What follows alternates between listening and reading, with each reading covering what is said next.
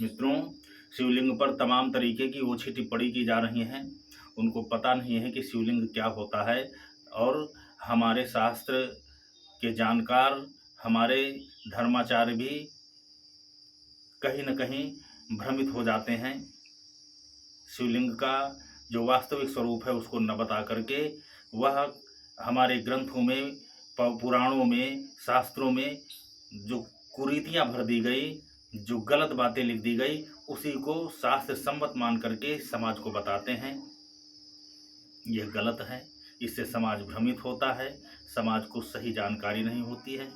मित्रों, शिवलिंग का मतलब होता है, शिव माने कल्याण, लिंग माने प्रतीक। कल्याण का प्रतीक वह जो आकार है, उसी की पूजा यह संसार करता है, उसी की पूजा हर धर्म का व्यक्ति करता है। यह कैसे करता है हम आगे आपको स्पष्ट कर देंगे।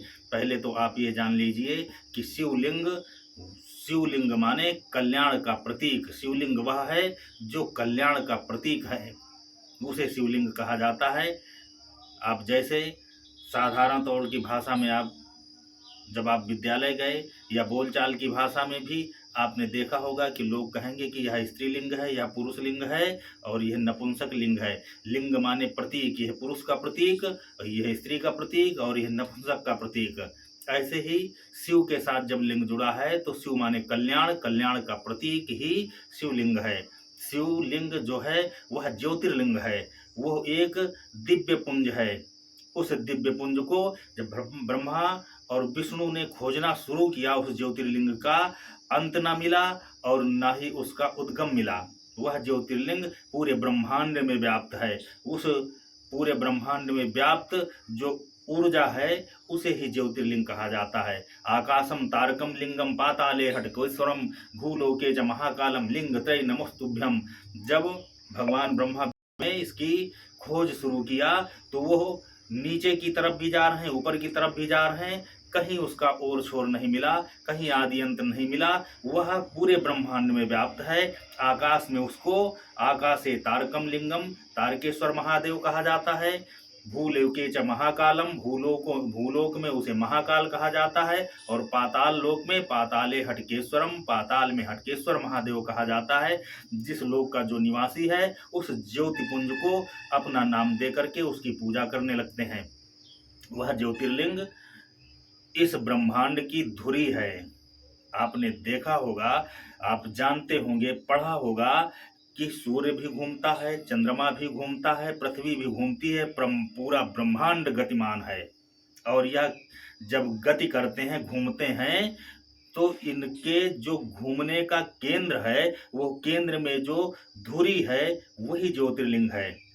उस ज्योतिर्लिंग को ही यह संसार पूज रहा है, उसी को शिवलिंग कहा गया। शिव माने कल्याण, लिंग माने प्रतीक। जो इस ब्रह्मांड के घूमने की धुरी है वह ज्योतिर्लिंग है। आप कल्पना करिए कि पृथ्वी से आकाश तक के बीच का जो स्पेस है, गैप है, जिसपे यह ऊर्जा भरी हुई है, वो क्या है? वो क्या ज्योतिर्लिंग नहीं है? वो लिंग का प्रतीक नहीं है? और जब आप आकाश के ऊपर जाएंगे तो उस लोक में भी जो ऊर्जा भरी है वहां भी उसे आकाशे तारकम लिंगम, तारक लिंग कहा गया। आप जब पाताल में जाएंगे तो पाताल से ऊपर जो पृथ्वी तक स्पेस है वहां पर जो ऊर्जा भरी है वह तारक लिंग है। ऐसे ही पृथ्वी में महाकाल लिंग कहा गया उसको। यह पूरे ब्रह्मांड में शिवलिंग ही व्याप्त है।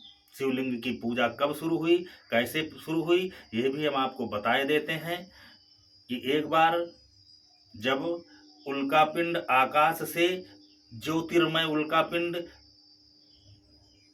असीमित ऊर्जा का भंडार लिए हुए चमकते हुए ज्योतिपुंज जब पृथ्वी पर गिरे, 108 ज्योतिपुंज जो पृथ्वी पर गिरे, उन्हें इस पृथ्वीवासियों ने पूजा करना शुरू कर दिया। उन्हें लिंग के रूप में स्थापित कर दिया, क्योंकि वह आकाश से, जिसे आप उल्कापिंड कहते हैं, तो वो आकाश से जब पृथ्वी पर गिरे तो चमकते हुए थे। लोगों ने चमत्कार समझ करके उस दिव्य ज्योतिर्लिंगों को स्थापित करके उसकी पूजा करनी शुरू कर दी। वह 108 ज्योतिर्लिंगों की पूजा होने लगी। आज भी वो ज्योतिर्लिंग स्थापित हैं। उन्हीं में 12 ज्योतिर्लिंग भी आते हैं। वह ज्योतिर्लिंग जब पूजे जाने लगे, उस कल्याण के प्रतीक आकाश से गिरे हुए उल्कापिंडों को लिंग के स्वरूप में मान करके जब ये संसार पूजने लगा, तो वो परिपाटी चल गई और शिवलिंग की पूजा होने लगी। आप कुछ विशेष धर्मों को देखते होंगे कि वो भी किसी न किसी पत्थर को ही पूजते हैं, जिसका कुछ नाम भी देते हैं। वह पत्थर भी आकाश से ही गिरा था, जिसे वो अपनी भाषा में उसको कुछ कहते हैं, लेकिन वो आकाश से ही गिरा हुआ ज्योतिर्लिंग है, जिसे वो आज पूज रहे हैं। और हमारे द्वारा पूजे जाने वाले ज्योतिर्लिंगों को किसी एक विशेष अंग का प्रतीक मान करके उस पे अनर्गल टिप्पणी कर रहे हैं। यह मूर्खता से परिपूर्ण बात है। इससे बड़ी मूर्खता और सठता कुछ नहीं है। शिव माने कल्याण और लिंग माने प्रतीक। कल्याण का प्रतीक जो ज्योतिपुंज है, उसे ही शिवलिंग कहा जाता है। और यह संसार दो ही चीजों से बना है। यह ब्रह्मांड में दो ही चीजें हैं, ऊर्जा और पदार्थ। शिव माने पदार्थ, जो पदार्थ का प्रतीक है वो शिव है, और जिसमें ऊर्जा जो समाहित है वह ऊर्जा शक्ति का प्रतीक है। ऊर्जा और पदार्थ मिलकर के वह शिवलिंग बनता है। वही माता शक्ति और माता भगवती का प्रतीक है, वही भगवान शिव का प्रतीक है। शिव और शक्ति का जो मिला जुला विग्रह है वही शिवलिंग है।